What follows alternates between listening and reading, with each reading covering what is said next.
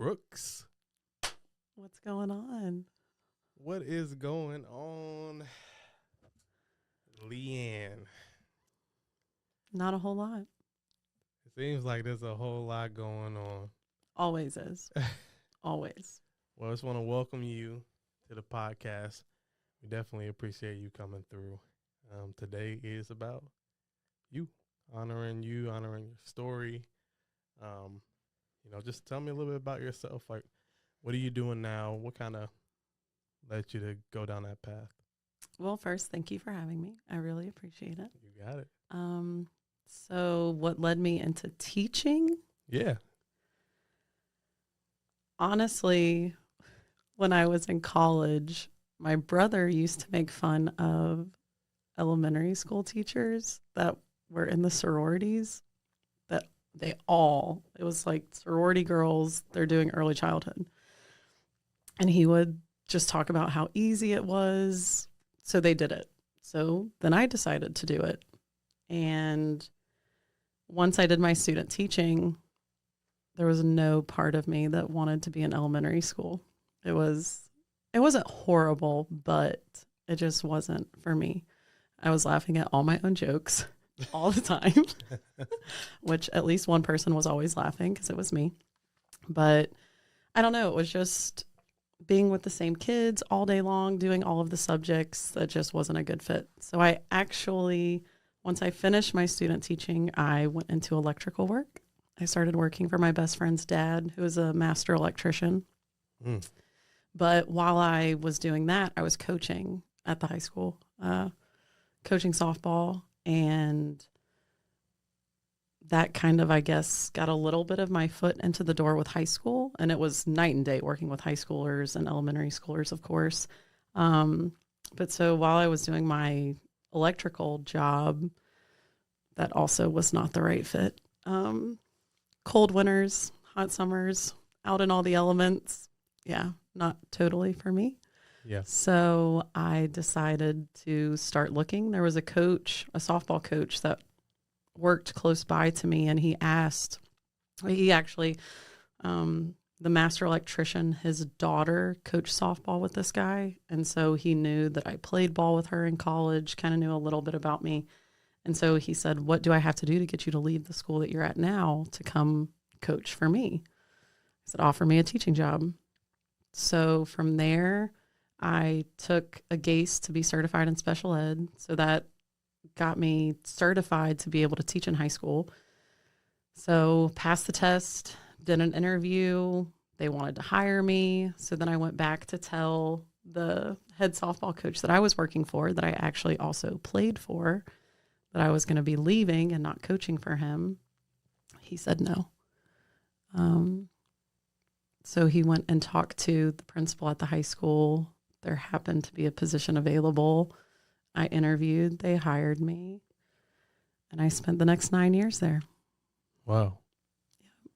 Wow. And now you've transitioned to middle school, right? You don't have to say the name of the middle school, but what are you doing now? So this is my first year in middle school, and when I started telling people that I was making this change, I mean, the first comment from everybody is, "You're crazy. Why in the world would you want to work with middle schoolers?" And I mean, I'm not going to lie, I was pretty terrified myself, but the last year, kind of from, I guess, February of 2024 this year into last summer of 2023, I had a few medical issues that happened and just kind of made me sit back, reevaluate my time, because I was coaching 10 months out of the year as well with teaching. And wow. Yeah, it's a lot. 2 months off. 10 months. Yeah. And at one point the year before that, I was actually coaching 3 sports. So I would go straight from one into the other, get about 1 month off, go into the third, and start all over again. But so at this point, I was down to 2 sports, and I just kind of took a step back and questioned where all my time was going. And especially when medical things happen. It just kind of makes you relook at your priorities, I guess. And Yeah. so I took a step back, didn't really make any kind of big decisions. It was just in the back of my head of, maybe I need to start taking a few steps back from coaching, whatever. But my mom actually brought up, have you ever thought about working at a middle school? Absolutely not. Right. I want Right. no part of that. But so it just so happened that my middle school PE teacher retired, was working at the same school as my mom. They bumped into each other. My mom made the statement that she wished that I would take her position, but it came with coaching 2 sports. So my mom knew that that's kind of the opposite of what I'm trying to do. So later that same day, I think it was maybe around 12:30, I get an email from this lady asking if I would consider middle school if I only had to coach one thing and not both. And I just sent back yes.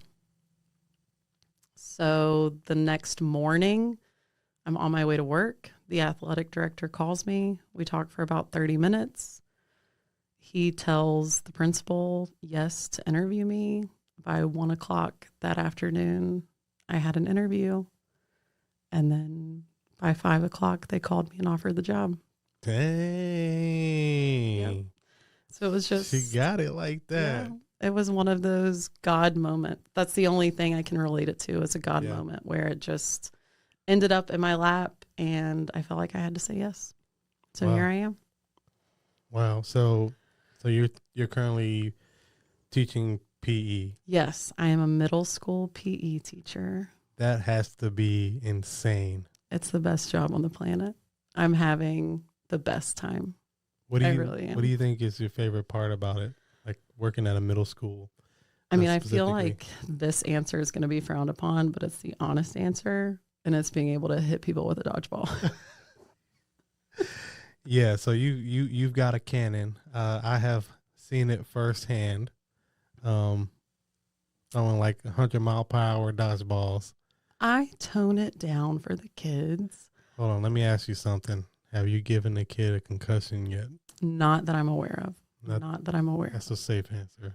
There may have been another coach that led to someone getting stitches, but that was her own fault. It was not his fault. Oh, man. She just kind of stumbled, fell, and, got a cut. That's fine. It's fine. It's fine. Yeah. So what do you think are like some of the challenges that you face as a middle school PE teacher, or just a PE teacher in general? Like, what are like the dynamics, the different dynamics from going from high school to middle school? So I haven't always been a PE teacher. The first 6 years of my teaching career, I was a special education math teacher. Wow. And so then the last 3 years that I was at the high school, I moved into PE. And so this is my 4th year as a PE teacher. And I noticed it more at the high school than I'd say the middle school is participation. That's the biggest thing, is getting these kids to buy into what you're trying to tell them, the importance of fitness and having a healthy lifestyle and the importance of being active and all of that kind of stuff. And the kids, I mean, a lot of times it goes in one ear and out the other. Like at the high school, we would give them a choice of, this is the activity we're doing. You can either do it or go upstairs and walk. And I mean, we'd have a class with 60, 70 people in it, and maybe 20 of them would want to play. The rest would go upstairs, stare at their phone, and walk. Wow. Yeah. So, but it's a lot different at the middle school. We don't have an upstairs and downstairs, so there's not really an option of, oh, do this or go walk. This is the activity we're doing. You're doing it. But the kids really seem to enjoy it. They really love it.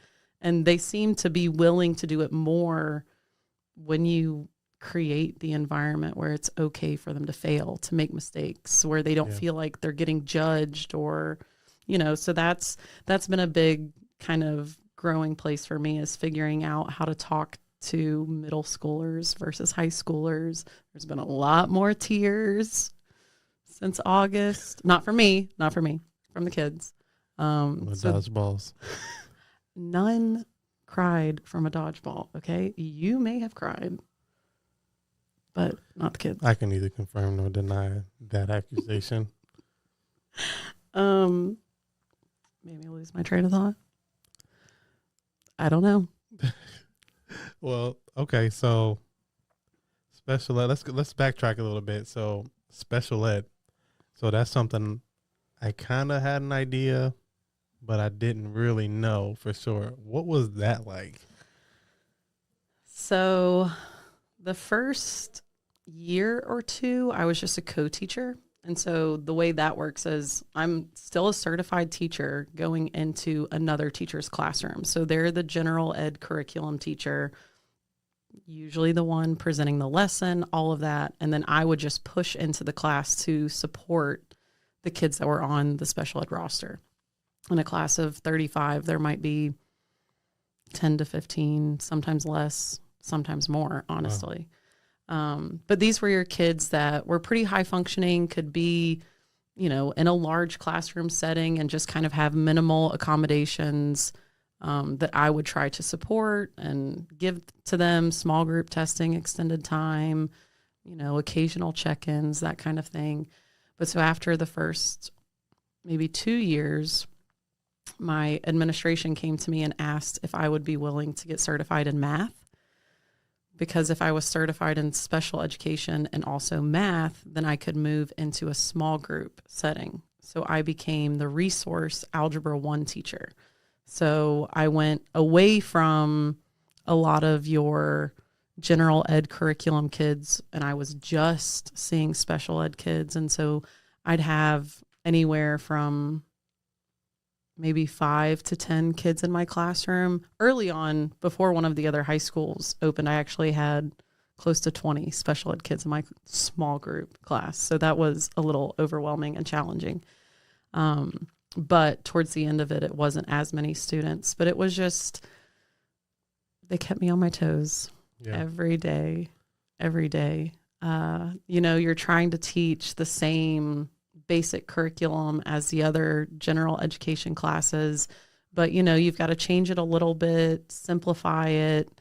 They don't necessarily need as much practice to show mastery, so you're not giving them as much work, but you're also dealing with a lot more kids with autism or other specific learning disabilities that you're not going to see in the other classroom. And so every day I just went into my job never knowing what the day was going to hold at all. Was someone going to have a meltdown, throw a marker at me, or try to attack me? Was I going to have to clear out the classroom and call someone down to remove someone? Or was it going to be a nice, easy day? Were the kids going to get into it and fight and bicker at each other? Or it was interesting. So do you prefer that type of work environment? The one that you don't know what's going to happen, or like, are you like the more structured one when you like to know every second of every day what you're going to do or what's going to happen? Well, I'll let you know in teaching that no day is ever like you plan, and is never is just structured and everything happens the way you want it to when you stay on schedule. Yeah, that doesn't work, even in PE. But so when I originally went to my high school principal to make the change, so we had a new high school in the county open up, and the female PE teacher that actually was my PE teacher, weird that I did the same exact thing at the high school and middle school, but when the new high school opened up, she left to go be closer to home, all that kind of stuff. And so I put an entire presentation together for my principal to basically sell myself of, you're crazy if you don't put me in the gym. And so I just talked about, where our PE program was, where I thought that it could be, different things that I want to bring to the table, things that we were leaving out. And one of the big things that I told her was, I feel like one of my biggest strengths in teaching is my ability to form positive relationships, a positive environment, somewhere where my kids feel safe. And they feel like they can open up to me, talk to me, whatever. I like to have a good time. And so I told her, this is what I feel like is my strength, but I feel like I'm not using it to my full capability because I'm only seeing 30 kids a day, and I'm hungry for more. I'm hungry to see 150 kids a day so that I can, my goal is to try to be a positive influence on these kids' life and to help them also then become a positive influence to society and know that, you know, failure is going to happen, mistakes are going to happen, but it's okay. And so I felt kind of minimized, and I told her that. And I said, I'm just hungry to see more students. And some of the teachers that I was closest with growing up were my PE teachers. And I told her that, and I said, you know, I want to be coach so-and-so to the next generation. What these ladies were for me, I want to be this to these girls and boys too, you know, whoever it is. Well, that's very cool. Thanks for sharing that. Yeah. So do you keep in touch with some of your former students, like just keep track of what they got going on and things like that?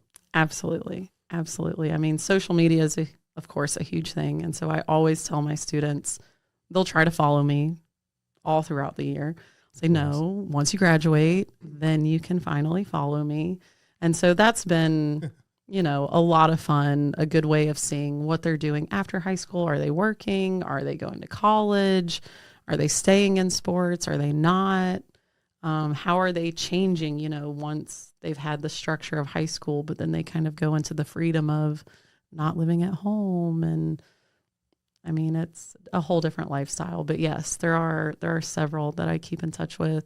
I'm actually supposed to see some of them next week since it's going to be Thanksgiving. They've already let me know that they're going to be home. So yeah, it's rewarding. Yeah. And that's what I was going to, you know, ask you next. It's obviously relationships are very important to you and just fostering a positive community.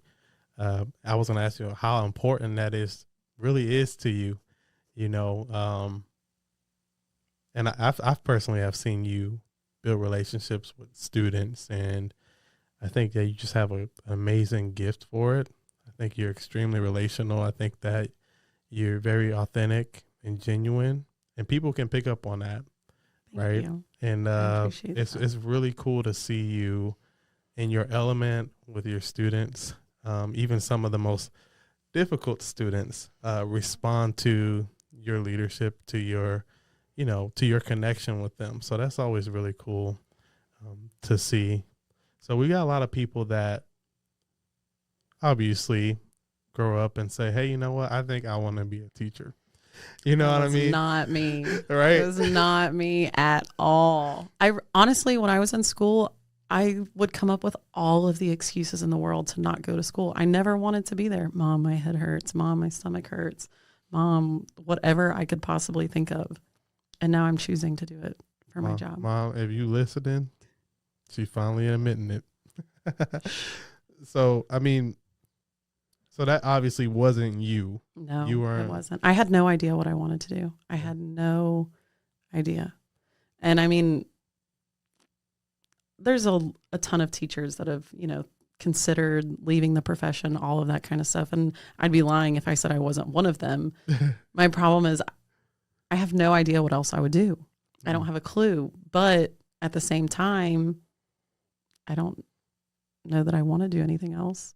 So I am enjoying it. I enjoy working with the kids. And, you know, this school year was especially terrifying because it was unknown. I had no idea what to expect, what the people were going to be like that I work with, what the kids were going to be like. I had never done anything with middle school age kids. So I was terrified. But it's been honestly a better transition than I could have ever asked for. That's very cool. That's very cool. So what kind of advice would you have for someone that may be considering, you know, becoming a special ed teacher or even a PE coach? And now the good, the bad, the ugly, you know, whatever. I think that something that has helped me be successful and connect with students is you have to, like, we try to teach these kids confidence and, not caring what other people think. And, at the end of the day, be you, whatever. Well, a lot of times it's so much easier said than done. But what I've really tried to do is illustrate that for my students is I will be the biggest fool in the room for them, to entertain them, to let them see that it's more fun to be weird. Who wants to be normal? It's boring. So I think that as a teacher, if you can come in with that mindset of, yeah, the kids are going to judge you. That's what everybody does, but who cares? Who cares? If you can create an environment that they enjoy being in, that's what matters. It's not, can you add, multiply? Can you write a book? Can you do any of this other stuff? It's, I don't know, relationships are huge. And I think they'll take you a lot farther in life than your ability to multiply. My teachers always said, you're not going to have a calculator in your pocket. Guess what? They were wrong. Because we all have one right in our phone. So they lied. Hilarious. I mean, it's true. It's true. But I mean, if we can effectively teach these kids how to go out into a world that judges constantly, but to be true to themselves, that was something that I always tried to teach my softball girls is when we get new people added to the team, the weirdest one, take that person under your wing because you have no idea the influence, the impact you might make on that one person that's rejected by everybody else. Yeah, that's powerful. It's rewarding. It is. Yeah. Be kind to everyone. Yes, absolutely. It's a lot easier to be kind. So I know like you're new to middle school, and so far, has there been any moments that have, stuck out to you, like the funnest moments that you've had so far in this school year that's just been like, yes, this is it. I love it. Any specific moments? I mean, I always love good theme days, but yeah, you do. I had those at the high school too. So I can't exactly say that themes are at the top for the middle school. Can you repeat the question? Yeah, sure. So, I mean, I'm just saying, like, since you're new to middle school, is there any moments that have, that stick out to you as being like the most fun moments or even most rewarding moments so far in your experience in middle school? I'd say that I can't necessarily put my finger on one or two particular moments. It's honestly the whole picture of the people that I work with. Sometimes that can be challenging because, you're just forced into a room or a situation with people, that you don't know anything about. But the people that I work with have been extremely welcoming. They let me, I felt like it was home from the very first week of school, and I was not expecting that at all.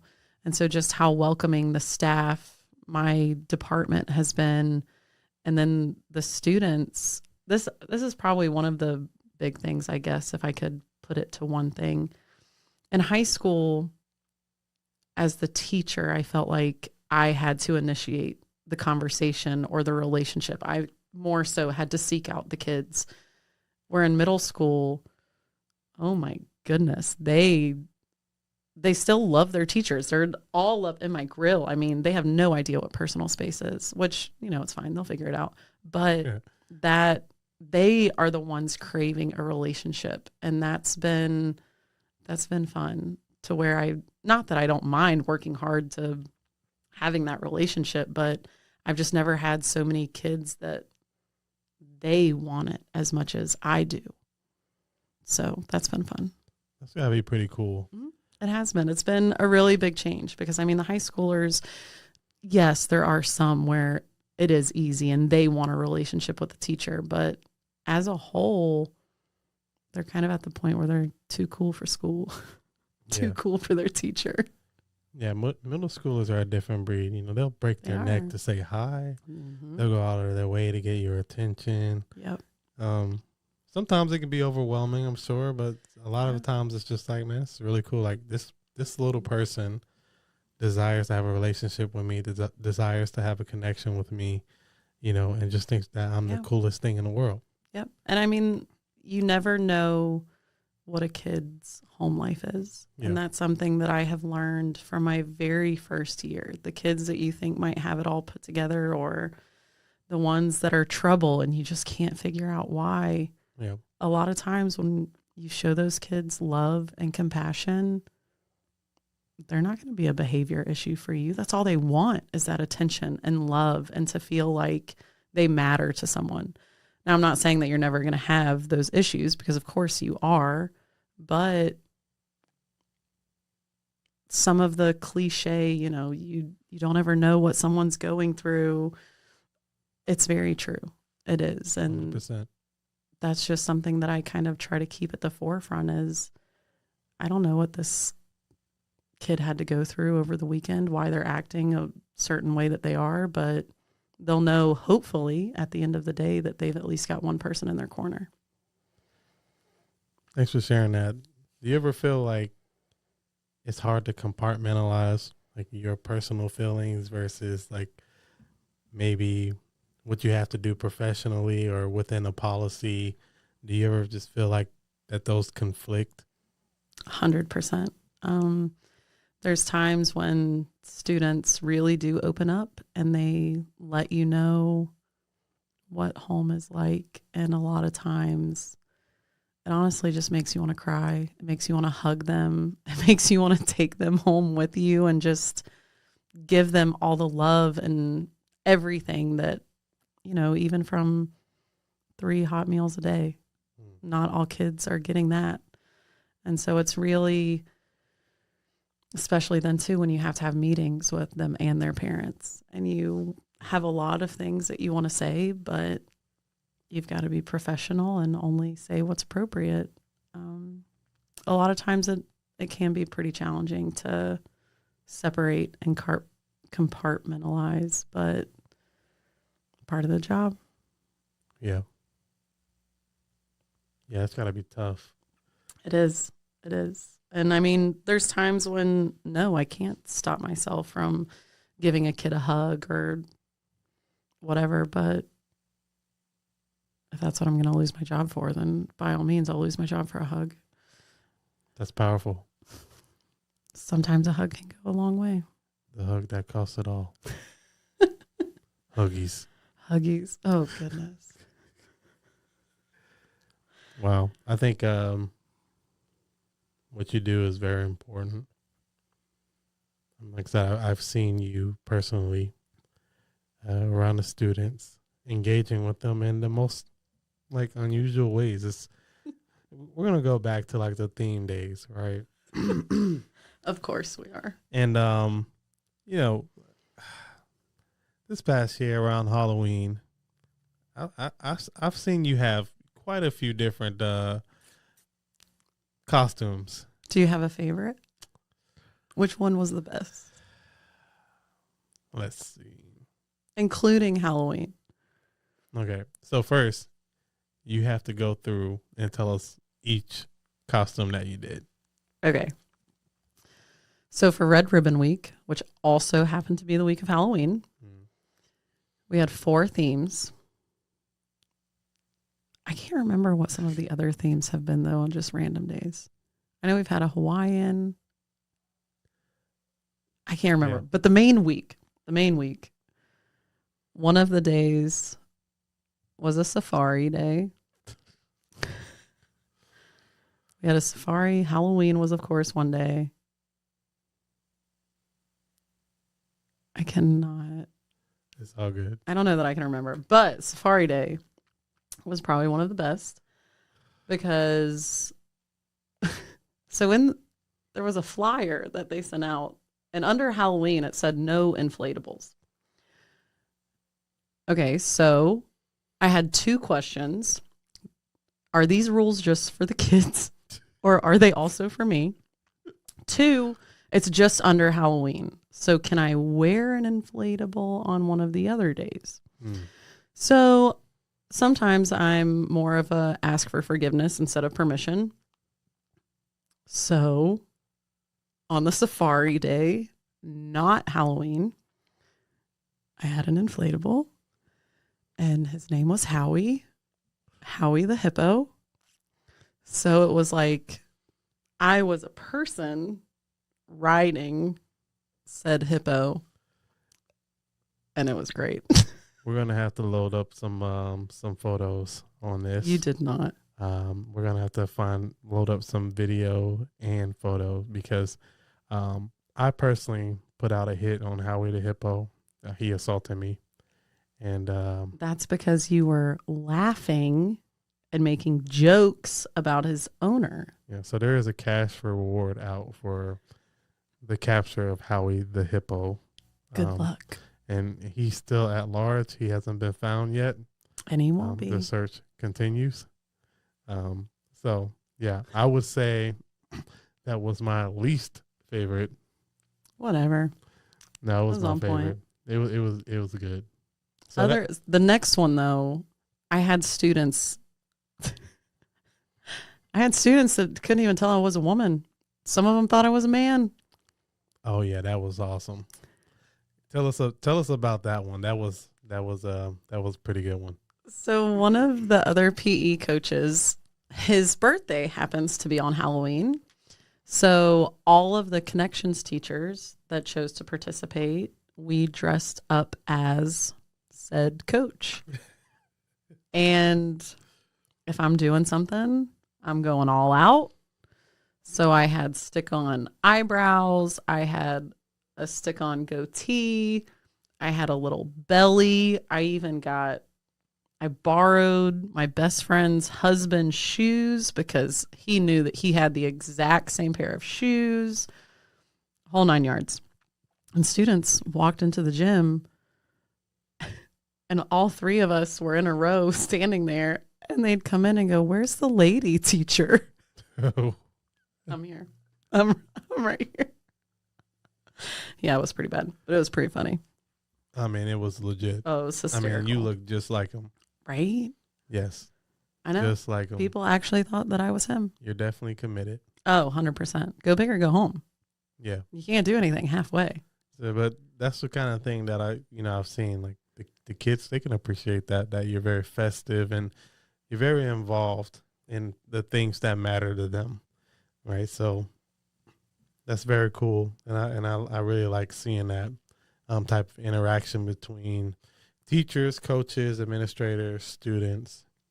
It really makes a big difference in serving the next generation and building them up. Because when you think about it, 20 years from now, these kids are going to be running the world. They're going to be our leaders in society. Whether we like it or not. Whether we like it or not. That little 6th grade turd, forgive Mm-hmm. me, is going to be somebody's doctor. Yep. You know what I mean? Yep. That little outcast is going to be someone's lawyer.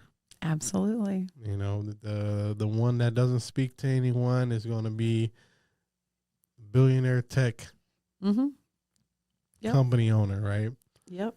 So yeah, it's gonna happen. Yeah, I really do like seeing that. So today was just honoring you, and we just really appreciate you, coming on to share your story. We actually got something special for you. Is it a T-shirt? Because I feel like I should get one of those T-shirts. We'll definitely get you a T-shirt, but it's just a small token of appreciation for coming onto our show. We got you a custom call to serve coin. Oh, challenge coin. Fancy. And, challenge coin. What's the challenge? I can get into that. That's a long story, but it if it's a challenge, it stems back from an old military tradition. Okay. So what does the back say? Serving those who serve others. Serving those who serve others. Well, I would definitely say that you serve others and you serve others well. So before we let you go, what is something that people might be surprised to find out about you?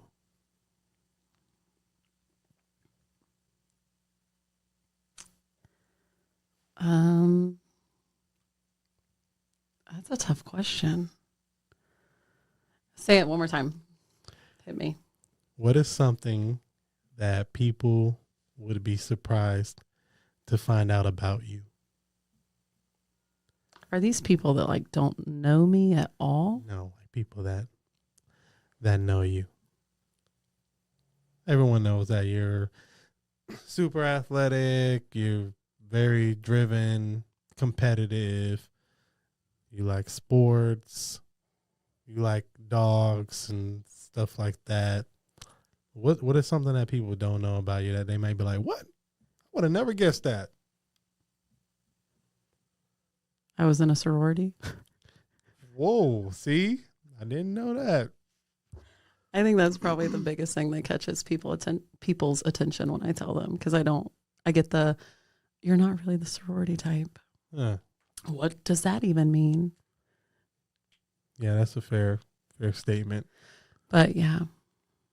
You were in a sorority. That I is was. surprising. I was. We're going to have to talk about that some other time. We'll see.